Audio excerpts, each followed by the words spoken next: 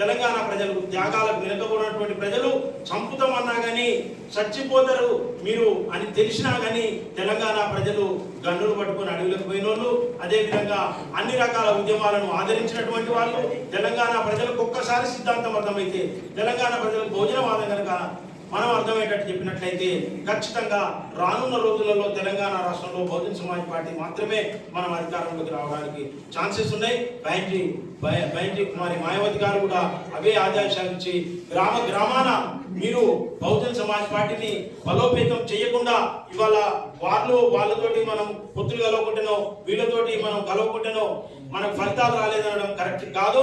మనం గ్రామాన క్యాడర్ క్యాంపులు పెట్టి మన సిద్ధాంతాలను మన ప్రజలకు అర్థమయ్యేటట్టు చెప్పాల్సిన అవసరం ఉన్నది అనేది బైంటి మాయావతి గారు కూడా మొన్న చెప్పడం జరిగింది.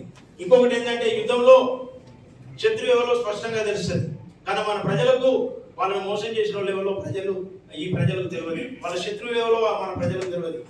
వాళ్ళ శత్రువు ఎవరో ఈ రాష్ట్రంలో ఉన్న ప్రజలకు ఎవరి శత్రువులు అనేది తెలియజేయాల్సిన బాధ్యత మన మీద ఉన్నది.